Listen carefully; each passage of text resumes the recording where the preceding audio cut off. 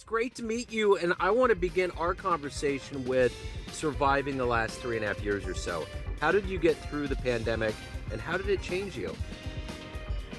Yeah, first, let me say thank you for allowing me to come on the show. Yes, sir. When when the epidemic or when the pandemic hit, um, I was already at home anyway, uh, kind of working from home, trying to get my business started and stuff like that. So I was okay with being at home for a little while, but then as time went on, I'm like, oh man, this is getting crazy. Yeah. Yeah. Right? Couldn't even go outside, without, you know, being scared about, catching something. Yeah. So anyway, I had to, I did a lot of reading, a lot of studying, trying to master my psychology, trying to really get to know myself so that when the time came, I would be prepared to help someone else who was kind of going through the same situations that I was going through. So, talk to me a little bit about exactly what you do for a living. If I put you in front of a bunch of third graders, Hmm. and one of the kids looked up, it's career day, and they asked you, "Hey, what do you do for a living?" How would you answer that child? Yeah, that's a good question. I would say I'm a transformational life coach. What I do is I help people kind of remove the mental blocks and barriers that keeps them from reaching their full potential so that they can go on and create, a life and business that they can hope and dream of. Um, I start with their stories. So, all of us have stories. So I start with a story and then I help them to identify who they are at the core, what makes them do what they do, what makes them think the way they think.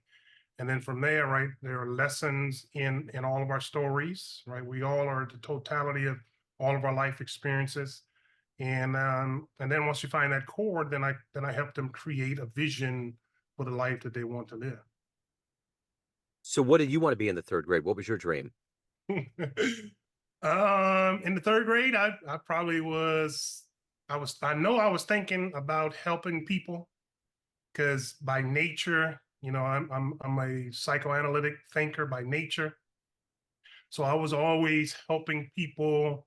I remember having a childhood friend and he was being bullied, and I would stand up for him and fight with him, and we're still friends to this day. And so, yeah, I always wanted to help people understand who they are and become a better version of themselves.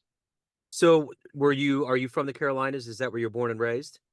Originally from Norfolk, Virginia. My dad was in the Navy for about 25 years. So grew up as a military, brat. And then we kind of moved to Virginia, Roanoke, Virginia, which is where he was born and raised. And then when I went into the military, I was stationed at Fort Bragg, North Carolina, um, jumping out of planes. So after that, I started to see uh, Greensboro in North Carolina as a place that I would like to live, and that's where I landed up. So, who's been a hero for you in your life? I think my first hero I would say is of course my dad, because he was one of the hardest working men that I knew. He worked, like I said, 25 years in the Navy, and then he spent another 20 years as a foreman in concrete construction. And so he worked all of his life, right? But then I made a conscious decision that I was going to work harder, not smarter. I mean, I was working smarter, not harder. And then after that, right, the first person that had the greatest impact on me was Les Brown. And I remember Les Brown telling his story about how he was labeled uneducatable and mentally challenged. And um, he goes through this whole story about being called up on the in front of the class and the teacher telling him to work out a problem, and he's saying that I can't work it out because I'm not in your class and I've been labeled uneducatable and mentally challenged. And the teacher told him, never let anyone else's perception of you determine your reality. When I heard that, I said, yes, that's going to apply to me. I was going to never let anyone else's perception of me determine my reality. Then I was introduced to Tony Robbins. I started reading, a lot of Tony Robbins work, and then I moved on to Joe Dispenza, Francine Shapiro, all these other experts when it comes to changing, how we think and behave. So what's the best advice that you've ever gotten? The best advice I ever got was, I guess, from my mom. She probably said that, and I look and I think about it. She said, you know, there's always someone going through something worse than you. So be grateful for, what you have. Be grateful for, what, what God is giving you, because there's always somebody going through something worse than you. So if you could meet anybody alive on the planet right now that you find inspirational, spend some time with them, who would it be? Who would you love to meet and talk to?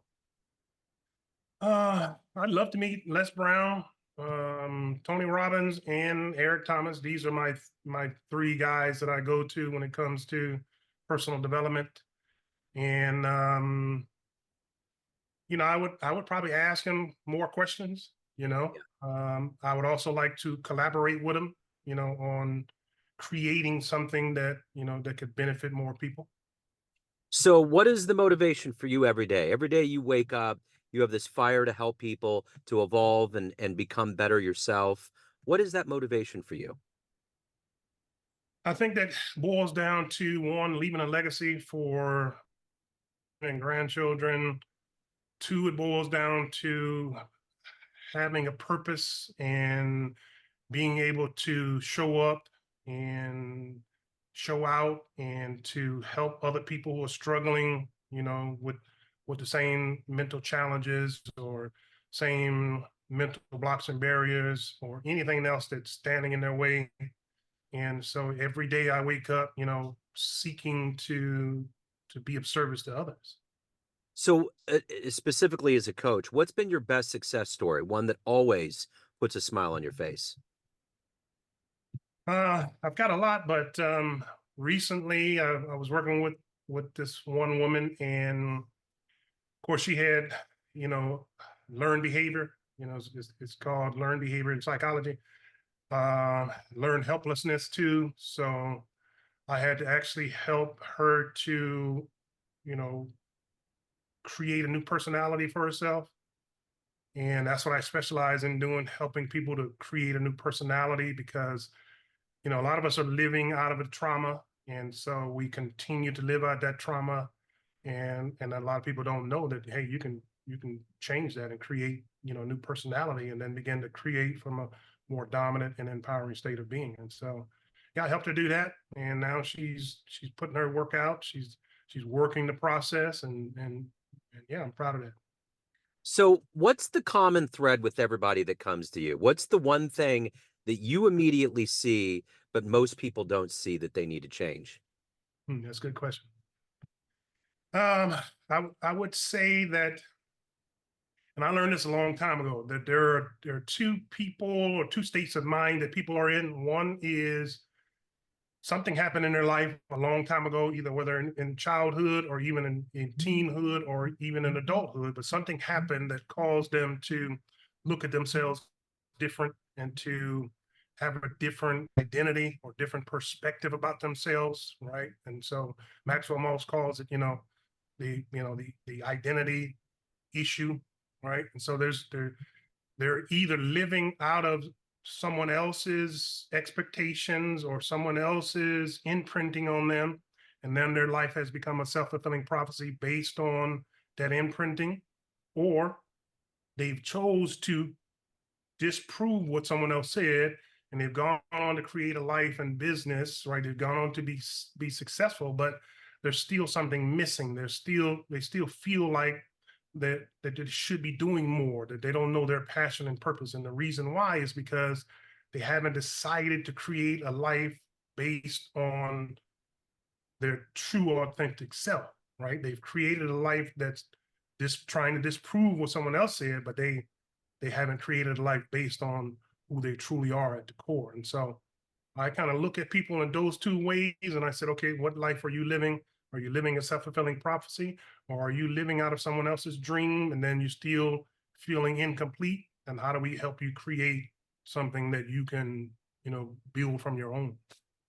So, if there's someone out there that's curious and they're looking for a transformational life coach and they put that Google search in and miraculously they come up to our interview and you have a moment to get somebody that's on the line that's not quite sure they want to hire someone, but they're thinking about it, what would you say to them? What would be your pitch to have them make that move and contact you? I would say I would ask questions. That would be the first thing. And I would try to get into their head and then see what they're thinking from the inside out.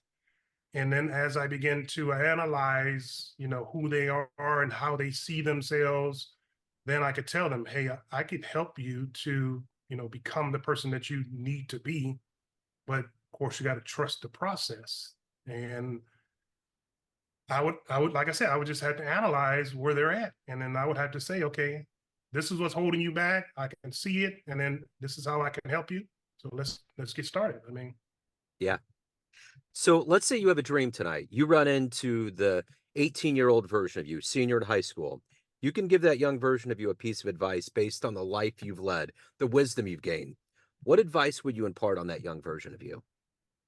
yeah, that's another good question too.